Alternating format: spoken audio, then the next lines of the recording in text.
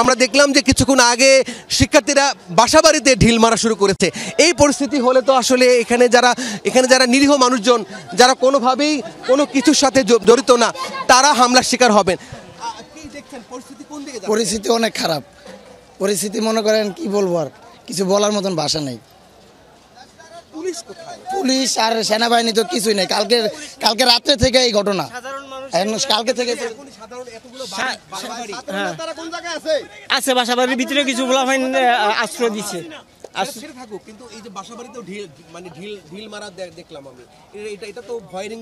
ভয়ের ইঙ্গিত, সবাই আতঙ্ক রাস্তা নেমে গেছে। ঝামেলা আছে, অনেক ঝামেলা। কালকে রাত্রে তো উঠে কাহিনী, কেউ লোক নাই। কালকে আপনার 6টার পরে কাহিনী হয়েছে, র্যাব নাই, পুলিশ নাই, কোনো নাই। আমার অনেক ঝামেলা আছে, কোনো নাই। আপনারা যারা বাসিন্দারা, আপনারা তো ভয় আছেন, তাহলে এখন দোকান বন্ধ করে গেছে। এইভাবে তো আসলে এদিক থেকে এরা দৌড়াদৌড়ি, এদিক থেকে দৌড়াদৌড়ি, তাই না? এখানে মানে একটা মারামারি যে পরিস্থিতি, পুলিশ ওখানে দাঁড়িয়ে আছে, পুলিশ অনেক দূর অবস্থান করতেছে।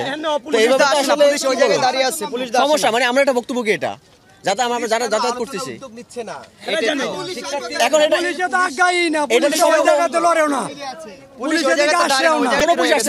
তো সম্পূর্ণ প্রশাসনের দায়ভার। এটা বুঝতেই পারছেন যে পরিস্থিতি আসলে কতটা জটিল আকার ধারণ করেছে, যে দুই পাশে এই যে সড়কের দুই পাশে পুলিশ দাঁড়ানো, কিন্তু পুলিশ কোনো ধরনের কোনো সমঝোতার যে বিষয়টি বা আলোচনার যে বিষয়টি বা বোঝানোর যে বিষয়টি, কোনো কিছুতেই আসলে পুলিশ আসলে এগিয়ে আসছে না। এবং এই কারণে আসলে এখানকার বাসিন্দারাও কিন্তু অনেকটা আতঙ্কে আছে, সে কথাই তারা বলছিলেন। সব মিলিয়ে বলি যে এই পরিস্থিতি আর কতক্ষণ চলবে ভাই? এই পরিস্থিতি শিক্ষার্থীরা তারা এখনো বিক্ষুব্ধ, তারা আসলে কিছুই বলতে চাচ্ছে না। এবং পরিস্থিতি আসলে আমরা দেখছি যে পুলিশের একটি সাজোয়া যান দূরে দাঁড়িয়ে আছে, এবং সেটি আসলে এই ধরনের যান আসলে পরিস্থিতি ভালোর দিকে যাবে না। পুলিশই দায়িত্ব পালন করতে হবে। বিশেষ করে পুলিশি দায়িত্ব বলতে আমি যেটা, ওরা যে মারছে আঙ্গুকে হাত দিল কি লেখা, আমরা কি অপরাধ করছি? ওরা সরকারি কলেজের পোলাপাইন, ওরা কে লেখা মারলো? ওকে কি আমরা কি অপরাধটা করছি? রুগী নিয়ে যেতেছি, যারা আহত হয়েছে তাকে নিয়ে যেতেছি, হুদাই মনে করেন যে আবুইটা যে আমরা পারছি ইট মারছে। ভাই আমি কি অপরাধটা করছি? আমার হাত দেন কি অবস্থা করছে, আবার আমার রিক্সা ভাঙছে ওরা। কে এডি কি করবে? আমি তো ওই যে হিজলার বাচ্চারা আইতাছে,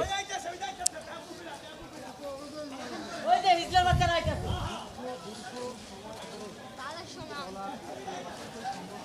হিজলার বাচ্চারা আইতাছে এখন।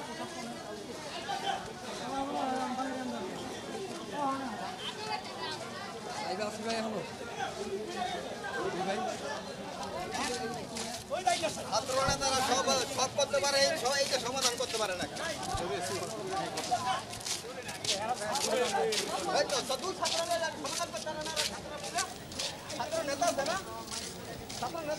দর্শক, আমরা এই ঘটনার আরো বিস্তারিত তথ্য জানতে চাই। আমার আরেক সহকর্মী আমির হোসেন স্মিথ আছেন ডেমরা এলাকায়, তার কাছে যাচ্ছি আমরা।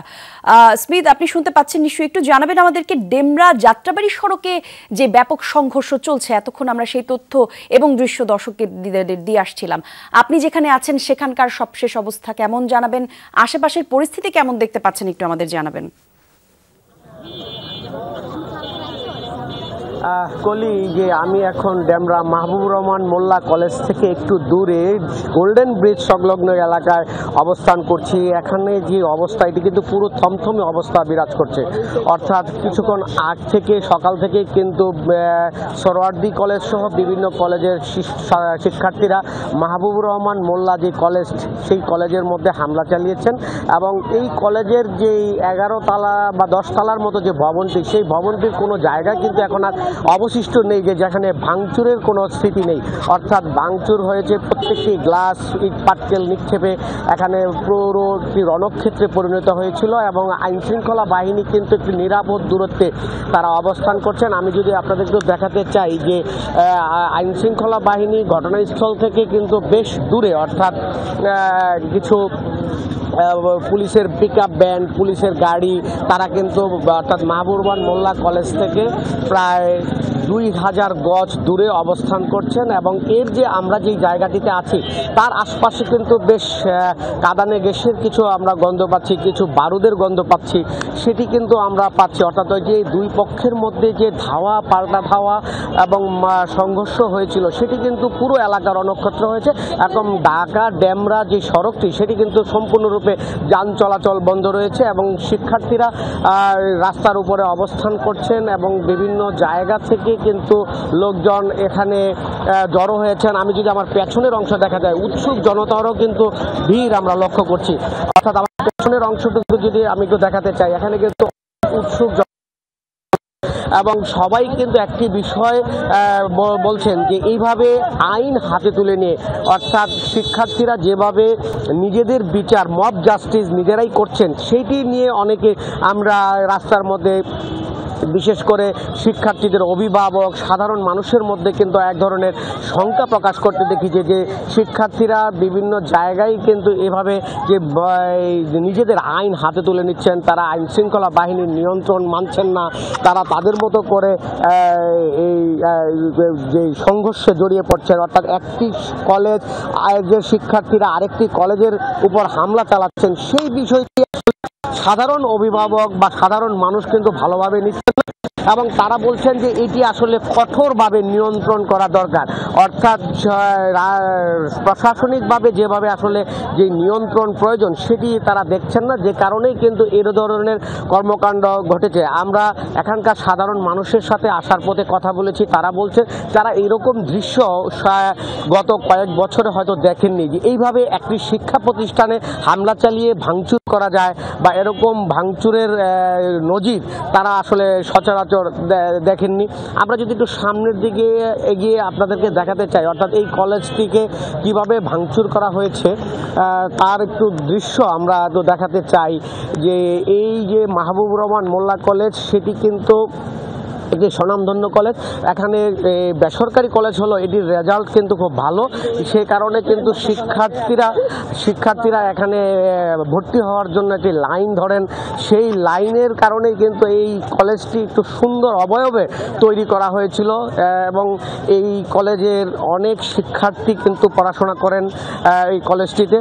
গতকালকে আমরা যেটি জানতে পেরেছি যে একটি শিক্ষার্থী অভিজিৎ নামের একজন শিক্ষার্থী এই চিকিৎসাধীন অবস্থায় ভুল চিকিৎসায় মারা গিয়েছিলেন বলে শিক্ষার্থীরা অভিযোগ করেছিলেন এবং তারা ঢাকায় মিরপুর যে হাসপাতাল সেখানে তারা হামলা চালিয়েছিলেন, ভাঙচুর করেছিলেন।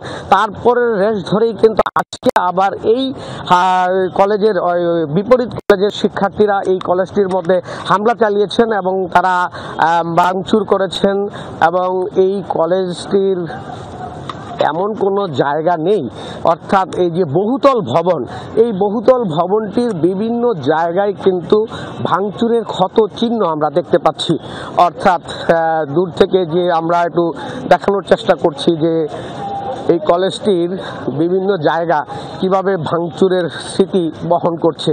অর্থাৎ শিক্ষার্থীরা এখানে যেভাবে পেরেছে এখানে ইট পাটকেল নিক্ষেপ করে এই কলেজটির বিভিন্ন জায়গায় ব্যাপক ভাঙচুর করেছে, সেই ক্ষত কিন্তু এখন বহমান আছে।